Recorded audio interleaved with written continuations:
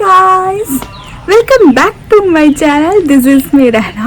അപ്പോൾ നമ്മൾ 7 days skin care ചലഞ്ചിൻ്റെ ഡേ 5 ആണ് ഇന്ന് നമ്മൾ ഹൈഡ്രേഷനാണ് ഫോക്കസ് ചെയ്യുന്നത്. സോ ഡേ 1 തൊട്ട് 4 വരെ കണ്ടിട്ടില്ലാത്തവർ നമ്മളെ ചാനലിൽ കയറിയിട്ട് വീഡിയോസ് കാണേണ്ടതാണ്. അപ്പോൾ നമുക്ക് നമ്മുടെ വീഡിയോയിലോട്ട് പോവാം. So once again welcome back to 7 days skin care challenge day 5. അപ്പോൾ നമുക്ക് ഇതിനാദ്യം വേണ്ടത് കുറച്ച് ക്യാരറ്റാണ്, അതുപോലെ കുറച്ച് ചെറുപഴം അല്ലെങ്കിൽ നിങ്ങൾക്ക് വലിയ പഴം യൂസ് ചെയ്യാം. 2 പഴം നന്നായിട്ട് അരച്ചെടുക്കാം. എന്നിട്ട് അതിലോട്ട് 1 ടേബിൾ സ്പൂൺ കടലപ്പൊടി, കുറച്ച് ഓലിവ് ഓയിൽ അല്ലെങ്കിൽ കോക്കനട്ട് ഓയിൽ, ഇതെല്ലാം കൂടെ നന്നായിട്ട് മിക്സ് ചെയ്യാം. നന്നായിട്ട് മിക്സ് ചെയ്തതിന് ശേഷം നമുക്ക് യൂസ് ചെയ്യാം. സോ ഗായ്സ്, നമ്മൾ മുഖമൊക്കെ വാഷ് ചെയ്തു, നമ്മൾ ഹെഡ് ബാൻഡെല്ലാം അപ്ലൈ ചെയ്ത് റെഡി ആയിട്ടുണ്ട്. ഇനി നമുക്ക് നമ്മുടെ പാക്ക് അപ്ലൈ ആക്കാം. അപ്പോൾ നമ്മൾ പാക്ക് ഇതാ ഇവിടെ റെഡിയാണ്. നമുക്ക് എന്തായാലും മുഖത്ത് അപ്ലൈ ചെയ്ത് നോക്കാം. ഓക്കെ, അപ്പോൾ നമുക്ക് ഈ പാക്ക് നല്ല സർക്കുലർ മോഷനിൽ അപ്ലൈ ചെയ്യാം. നന്നായിട്ട് സർക്കുലർ മോഷനിൽ വേണം അപ്ലൈ ചെയ്യാൻ.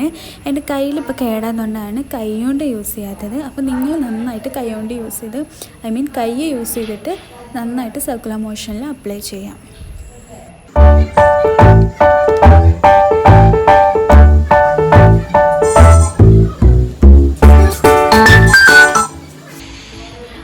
നമ്മൾ കണ്ണിന് ചുറ്റും അതുപോലെ തന്നെ ലിപ്സിലും ഒഴിവാക്കിയിട്ട് ബാക്കിയുള്ളിടത്തൊക്കെ നല്ലൊരു തിക്ക് ലെയർ ആക്കിയിട്ട് തേച്ച് കൊടുക്കാം.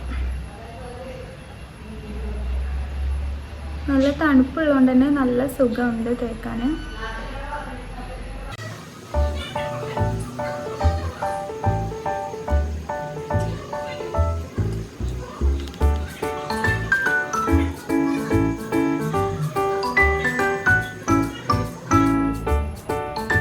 പിന്നെ എന്ത് പാക്ക് അപ്ലൈ ചെയ്യുമ്പോഴും നമ്മൾ കഴുത്ത് വിടരുത്, കഴുത്ത് വിടാതെ അപ്ലൈ ആക്കാം.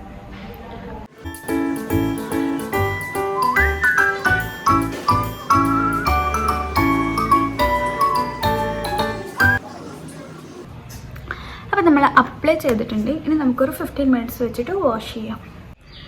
അപ്പോൾ ഗായ്സ്, നമ്മൾ മുഖത്തെല്ലാം നന്നായിട്ട് അപ്ലൈ ചെയ്തിട്ടുണ്ട്, ഒരു തിക്ക് പേസ്റ്റായിട്ട് അപ്ലൈ ചെയ്തിട്ടുണ്ട്. ഇനി നമുക്കൊരു 15 minutes വെച്ചതിന് ശേഷം നമുക്ക് കഴുകി കളയാം. അപ്പോൾ അതിന് മുമ്പ് ഞാൻ കുറച്ച് ഗോൾഡൻ റൂൾസ് എല്ലാ വീഡിയോസിലും പറയുന്നതാണ്, കാരണം അത്രയും ഇമ്പോർട്ടൻ്റ് ആയതുകൊണ്ടാണ് ഞാനിത് വീണ്ടും റിപ്പീറ്റ് ചെയ്ത് പറയുന്നത്. ഒന്നാമത്തേത്, ക്ലെൻസ് ചെയ്യുക, ഡെയിലി ക്ലെൻസ് ചെയ്യുക. പ്രത്യേകിച്ച് എന്തെങ്കിലും മാസ്ക് അപ്ലൈ ചെയ്യുന്നതിന് മുമ്പ് എന്തായാലും ക്ലെൻസ് ചെയ്യാം. പിന്നെ നമ്മൾ 2 to 3 liter വാട്ടർ കുടിക്കുക. അതുപോലെ തന്നെ മുഖത്ത് എപ്പോഴും ഇങ്ങനെ തൊടുന്നത് അവോയ്ഡ് ചെയ്യുക. അതുപോലെ തന്നെ നന്നായിട്ട് ഉറങ്ങുക, മോയ്സ്ചറൈസർ അപ്ലൈ ചെയ്യുക. ഈവൻ ഓയിലി സ്കിൻ ആണെങ്കിലും മോയ്സ്ചറൈസർ അപ്ലൈ ചെയ്യാൻ മറക്കരുത്. അപ്പോൾ ഗൈസ്, എന്തുകൊണ്ടാണ് നമുക്ക് ഈ ഹൈഡ്രേഷൻ ഭയങ്കര ഇമ്പോർട്ടൻ്റ് എന്ന് പറയുന്നത് അറിയോ? നമ്മുടെ സ്കിന്ന് ഭയങ്കര ഡീഹൈഡ്രേറ്റ് ആയിക്കഴിഞ്ഞാൽ അത് ഡള്ളായിട്ടും ടയേർഡായിട്ടും അതുപോലെ തന്നെ ഈ നമ്മുടെ ഫൈൻ ലൈൻസ് ഭയങ്കരമായിട്ടും വിസിബിൾ ആവാൻ തുടങ്ങും. അതുകൊണ്ടാണ് നമ്മൾ എപ്പോഴും നമ്മുടെ സ്കിന്നിനെ ഹൈഡ്രേറ്റ് ആയിട്ട് വെക്കണമെന്ന് പറയുന്നത്. അപ്പോൾ നമ്മളെ സ്കിന്ന് ഹൈഡ്രേറ്റ് ആയിട്ട് വെച്ചാൽ നമുക്ക് എന്തൊക്കെ ബെനിഫിറ്റ്സാണ് കിട്ടുക അല്ലേ? അപ്പോൾ നമ്മുടെ സ്കിന്ന് നല്ല പ്ലംപി ആൻഡ് ഒരു ഗ്ലോ കിട്ടും. അതുപോലെ തന്നെ നന്നായിട്ട് നമ്മുടെ ഡ്രൈനെസ് എല്ലാം മാറും, ഫ്ലേക്ക് സ്കിന്നെല്ലാം മാറി നല്ലൊരു സ്കിന്നാവും. അതുപോലെ തന്നെ ഒരു നാച്ചുറൽ ഇന്നർ ഗ്ലോ കിട്ടും. നമ്മളെല്ലാവരും വിചാരിക്കും ഇതെല്ലാം ചെയ്യാൻ ഭയങ്കര എക്സ്പെൻസീവ് ആയിട്ടുള്ള പ്രൊഡക്ട്സ് വേണമെന്നാണ്. പലവരുടെയും തോട്ട് അതാണ്. ഒരു സമയത്ത് എൻ്റെയും ഞാനും അങ്ങനെ തന്നെയാണ് വിചാരിച്ചിരുന്നത്. പക്ഷേ ഇപ്പം എനിക്ക് മനസ്സിലായി, നമ്മുടെ വീട്ടിലുള്ള സാധനങ്ങൾ വെച്ചിട്ട് നമുക്ക് നല്ല അടിപൊളിയായിട്ട് നമ്മുടെ സ്കിന്നിനെ ഹെൽത്തി ആയിട്ടും സ്ട്രോങ് ആയിട്ടൊക്കെ വെക്കാൻ പറ്റും.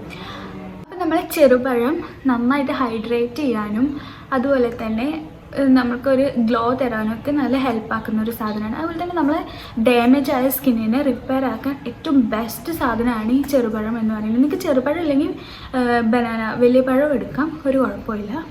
അപ്പോൾ കോക്കനട്ട് ഓയിൽ അല്ലെങ്കിൽ ഒലീവ് ഓയിൽ ഇത് നമ്മുടെ മോയ്സ്ചറൈസർ ഹൈഡ്രേഷനെ കീപ്പ് ചെയ്ത് വെക്കും, ലോക്കാക്കി വെക്കാൻ ഹെൽപ്പാക്കും. അപ്പോൾ ഇത്രയാണ് ഇതിൻ്റെ ബെനിഫിറ്റ്സ്.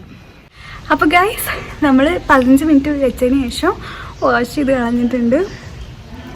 നോക്കിയേ, നല്ല അടിപൊളിയായിട്ടുണ്ട്.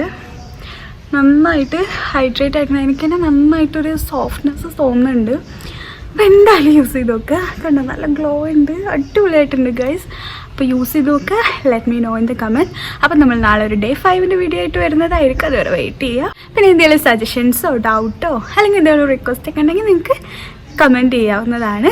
ഞാൻ അതിനുള്ള റിപ്ലൈ തരുന്നതോ അല്ലെങ്കിൽ അതിനുള്ള വീഡിയോ ചെയ്യുന്നതായിരിക്കും. അപ്പോൾ നാളെ നമ്മൾ 7 days സ്കിൻ കെയർ ചാലഞ്ചിൻ്റെ ഒരു പുതിയ എപ്പിസോഡായിട്ട് വരുന്നതായിരിക്കും. വെയിറ്റ് ചെയ്യുക. പിന്നെ ലൈക്ക് ചെയ്യുക, ഷെയർ ചെയ്യുക, സബ്സ്ക്രൈബ് ചെയ്യുക. അപ്പോൾ ഓക്കെ, ബൈ ബൈ.